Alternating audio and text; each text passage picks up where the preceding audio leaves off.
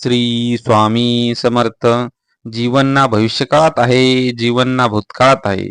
जीवन तर खरं वर्तमान काळात आहे. जीवन तर खरं स्वामींच्या आपलंसं करण्यामध्ये आहे. स्वामींना आपलंसं करा. स्वामींच्या जे सेवा आहे ती मनोभावी करा. यातूनच तुमचा खरा भक्तीचा मार्ग सुरू होईल आणि त्यातून स्वामी तुम्हाला नक्कीच आशीर्वाद देतील. स्वामी तुमच्या आयुष्यामध्ये असणारे जे चक्र आहे त्याला फिरवण्याचं कार्य नक्कीच स्वामी समर्थ माऊली करतील आणि तुमचं जीवन सुखी आणि समृद्ध करण्यासाठी स्वामी नक्कीच तुमच्या पाठीशी उभे राहतील. आजचा हा स्वामी संदेश नक्कीच तुमच्या मनाला भावणार आहे. त्यामुळे आजचा हा स्वामी संदेश तुम्ही शेवटपर्यंत ऐका. आजच्या या स्वामी संदेशामधनं तुम्हाला नवीन काहीतरी शिकण्याचा नक्कीच मिळेल आणि स्वामींचे विचार हे तुमच्या मनाला आज नक्कीच भावतील. श्री स्वामी समर्थ. कधी कधी खूप चांगले वागूनही आयुष्यात असे काही प्रसंग येतात, अशा काही गोष्टी आपल्याला सहन कराव्या लागतात की ते सहन करता करता आपल्या आतल्या चांगुलपणाचा सुद्धा आपल्याला कीव येते आणि माणूस सहन करता करता कठोर बनून जातो.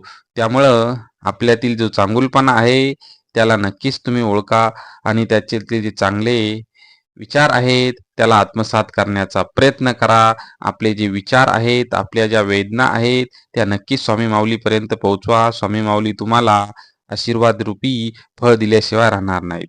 कारण की जे एकच परमेश्वरी शक्ती आहे, ज्या तुम्हाला न्याय मिळणार आहे. तुमच्या सहनशक्तीचा तिथे अंत होणार आहे. कारण की जेही तुम्हाला भेटत असतं ते तुमच्या कर्मामुळेच भेटत असतं. जे तुमचे कर्म असतात त्यातूनच तुमचं आयुष्य नक्कीच घडत असतं. त्यामुळे आपले कर्म चांगले ठेवा. तुम्ही कोणालाही दुखवू नका. तुमच्यामुळं जर परमेश्वराच्या दरबारामध्ये कोणी तुमच्या बोलण्यामुळं दुःखी होत असेल, रडत असेल, तर त्यातील प्रत्येक अश्रूचा हिशोब परमेश्वरी शक्ती आज न उद्या तुमच्याकडनं घेणार आहे. त्यामुळं एवढं लक्षात ठेवा की आपल्यामुळं कोणालाही त्रास झाला नाही पाहिजे. आपल्यामुळं कोणाच्याही डोळ्यामध्ये पाणी आलं नाही पाहिजे. रात्रभर गाढ झोपणं लागणं याला सुद्धा नशीबच लागतं. पण हे नशीब मिळवण्यासाठी दिवसभर इमानदारीचं आयुष्य जगावं लागतं. बरेच लोक आपल्या आयुष्यामध्ये इमानदारीचं आयुष्य जगत असतात आणि स्वामींच्या सेवेमध्ये राहत असतात, भक्ती करत असतात, सत्याच्या मार्गावरती असतात. अशाच लोकांना शांत आणि गाढ झोप लागत असते. कारण की जे पैशाच्या मागं लागतात त्यांना नेहमी आपल्या पैशाची चिंता भासत असते. आपले पैसे कोणीतरी घेईल, आपले पैसे कोणीतरी चोरेल किंवा आपले पैसे आपण जास्त दिवस टिकून ठेवू शकतो की नाही, याला वाढवू कसं, असं अनेक प्रश्न ज्यांच्याकडे जास्त पैसे असतात त्यांना ती चिंता भासत असते. पण ज्यांच्याकडे काहीच नसतं ते गाढ झोप घेऊ शकतात, आरामदायी जीवन आपलं जगू शकतात आणि आपले जे विचार आहेत त्यालाच ते आपली संपत्ती मानतात.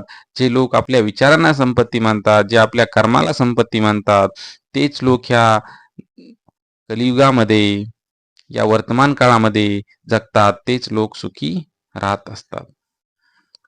कधी कधी शांत राहणं म्हणजे हार मानणं नसतं, म्हणजेच मनाला समजवण्याचा प्रयत्न असतो. आपल्या मनाला नेहमी आपण समजवलं पाहिजे, शांत राहिलं पाहिजे. आपल्या मनातील जे वादळ आहे त्याला शांत केलं पाहिजे आणि आपलं मन इतरत्र भटकता ते परमेश्वरीच्या पायाशी, परमेश्वरी शक्तीशी एकरूप करण्याचा प्रयत्न केला पाहिजे आणि आपलं जीवन सुखी करण्यासाठी नेहमीच अग्रेसर राहिलं पाहिजे. स्वामी माऊली नेहमी आपल्या भक्तांना काही ना काहीतरी देत असतात. कुठल्या ना कुठल्या रूपामध्ये स्वामींचं दर्शन तुम्हाला रोज होत असतं.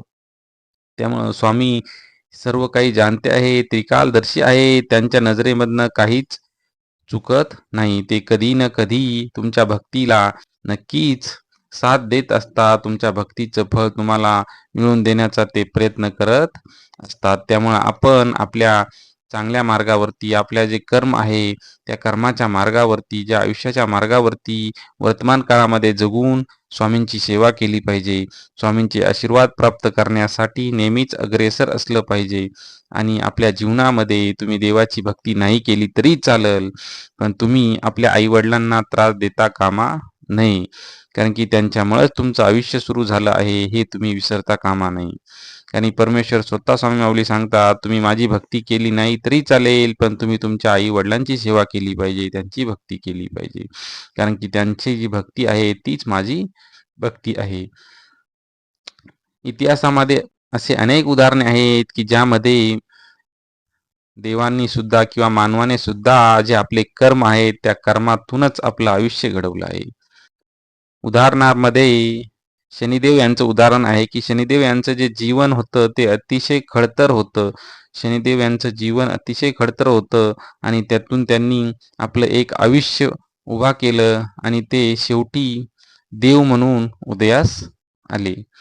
शनिदेव यांची आई आणि आईंनी त्यांना जी शिकवण दिली, त्या शिकवणीचं फळ शनिदेव यांनी शनिदेव बनून दाखवलं. कारण की ते एक शनी होते. कारण की सूर्यदेव यांनी त्यांना पुत्र म्हणून मानायला सुद्धा नकार दिला होता आणि इतरत्र देव सुद्धा त्यांचा तिरस्कार करत होते. कोणीच त्यांच्या पाठीशी उभा राहत नव्हतं.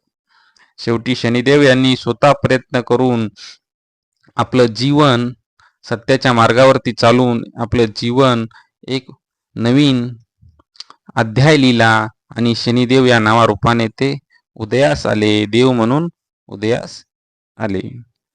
अजून एक उदाहरण आहे की गरुडदेव यांचं. कारण की गरुडदेव यांची आईनी सुद्धा आयुष्यामध्ये खूप सहन केलं, खूप सहन केलं.